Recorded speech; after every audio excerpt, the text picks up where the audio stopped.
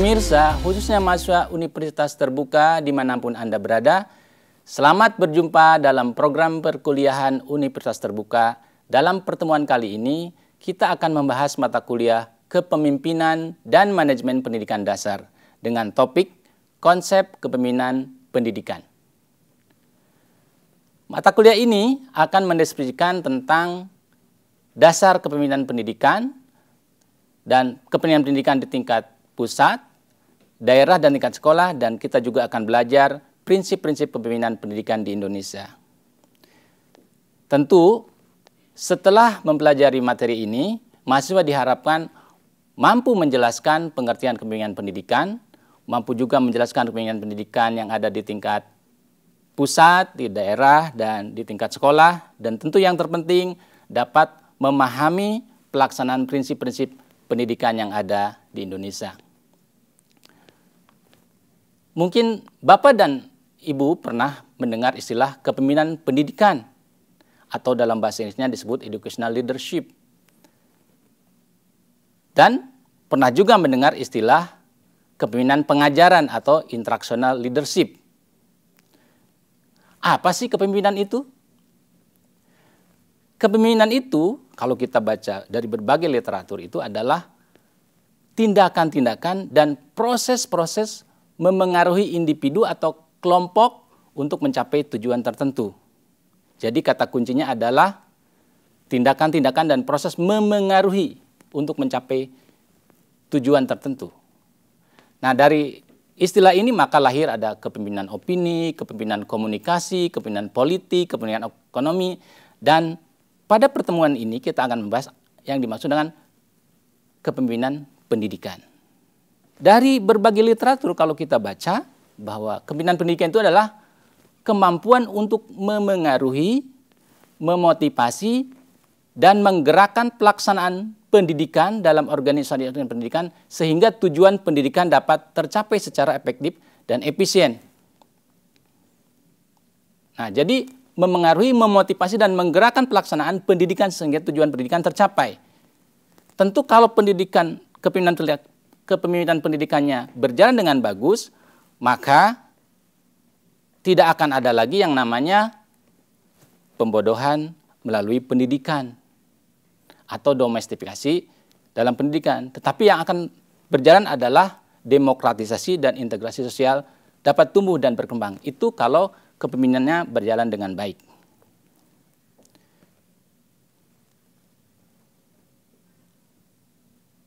Dan dengan kepemimpinan yang baik juga, indoktrinasi akan hilang dari pendidikan kita.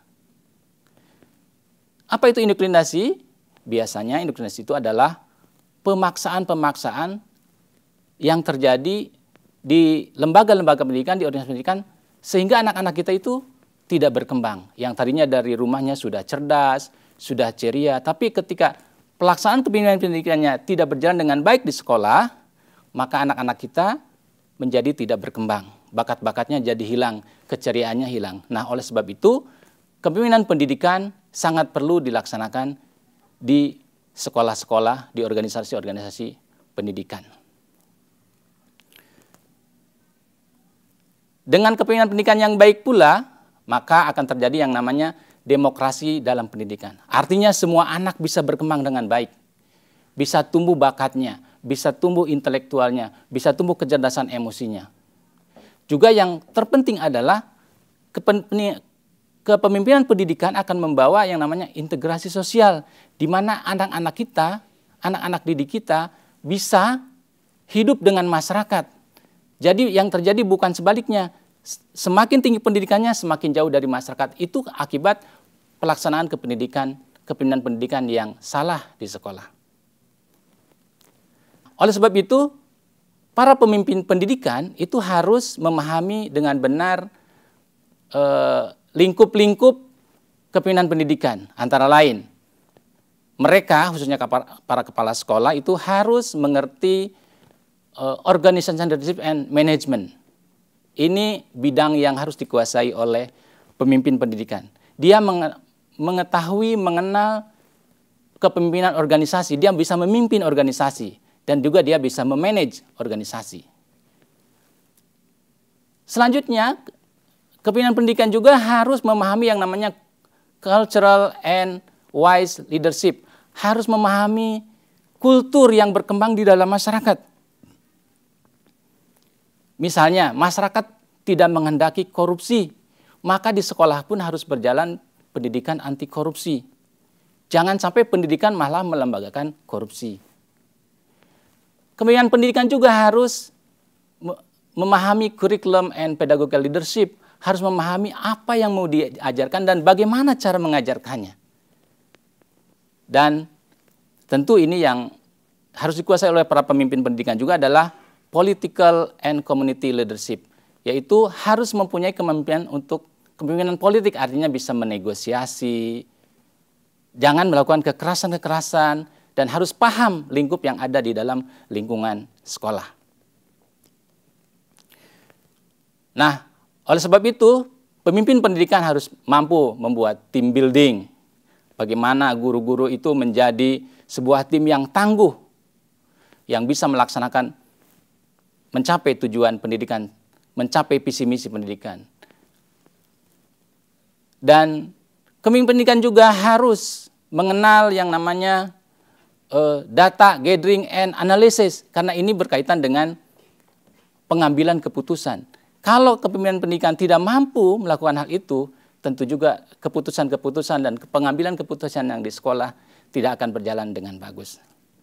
Nah, oleh sebab itu, para pemimpin pendidikan harus benar-benar tahu perannya, bahwa peran mereka adalah bidang kepemimpinan, yaitu kepala sekolah sebagai kunci untuk budaya sekolah, menjalin hubungan dengan kelompok internal dan eksternal dengan sebaik-baiknya.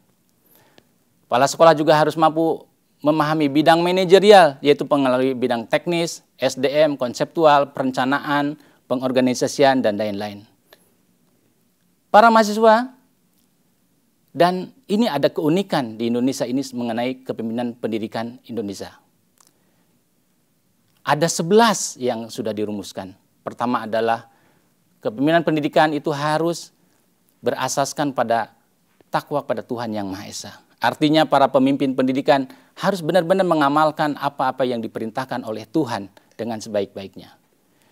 Yang kedua adalah ingarso sung tulodo. Harus mampu memberikan teladan ketika dia ada di depan.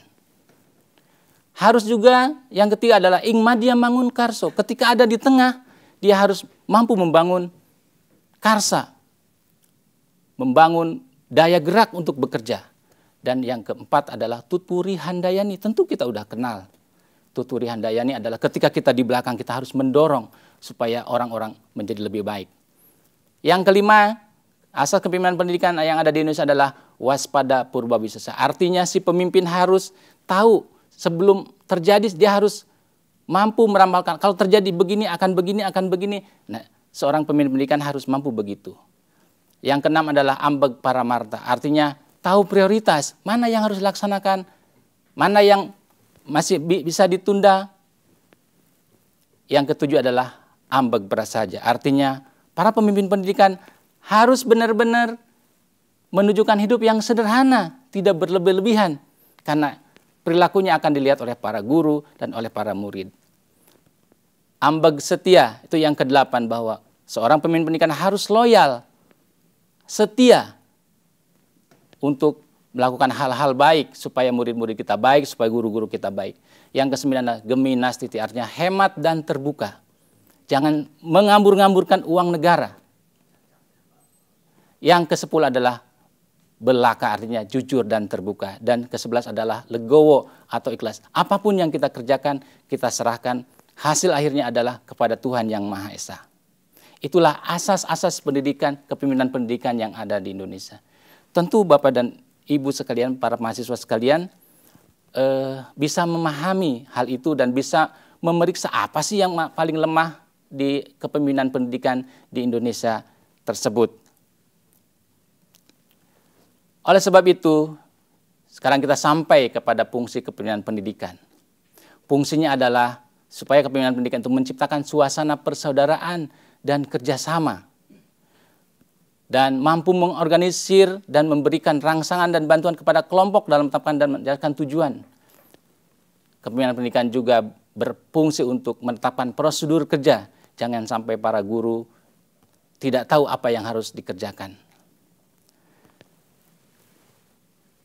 Itulah kepemimpinan pendidikan yang secara umum yang harus diketahui oleh para mahasiswa sekalian. Sekarang di Indonesia juga kepemimpinan pendidikan itu terbagi 3 bagian, 3 level. Yang pertama adalah kepemimpinan pendidikan pusat. Itu adalah Kementerian Pendidikan dan Kebudayaan. Mereka harus menjadi contoh dalam kepemimpinan pendidikan di Indonesia. Yang kedua adalah kepemimpinan pendidikan daerah, yaitu tingkat provinsi, tingkat kabupaten kota, dan ini juga mereka harus menggerakkan kepemimpinan pendidikan dengan sebaik-baiknya. Dan tentu yang para mahasiswa harus camkan adalah kepemimpinan pendidikan di sekolah. Ini yang dilaksanakan baik oleh para kepala sekolah maupun oleh guru-guru. Ini benar-benar harus dilaksanakan. Kepemimpinan pendidikan itu harus berkembang secara maksimal. Dengan cara bagaimana supaya berkembang sekolah itu? Yaitu sekolah-sekolah harus berfokus pada goals atau tujuan. Tujuan setiap sekolah harus sama. Harus bagus, harus bisa dipahami oleh para stakeholdernya, baik siswa, guru-guru maupun masyarakat. Visi misinya harus benar-benar clear. Yang selanjutnya harus ada juga support dan capacity. Artinya kepala sekolah, guru-guru harus mengembangkan semua potensi yang ada di sekolah. Dan ini karena zaman digital juga yang harus dikembangkan agar kepemimpinan sekolah itu menjadi efektif adalah adanya kolaborasi dan komunikasi yang bagus. Karena tanpa kolaborasi, tanpa komunikasi, tanpa berhubungan dengan pihak-pihak lain, sekolah kita tidak akan berkembang dengan sebaik-baiknya. Nah, oleh sebab itu, mari kita laksanakan kepemimpinan pendidikan dengan sebaik-baiknya. Dan jangan lupa, kepemimpinan pendidikan kita itu sudah berkembang dengan kurang bagus, karena masih berpegang pada old paradigm, artinya berpegang pada paradigma lama.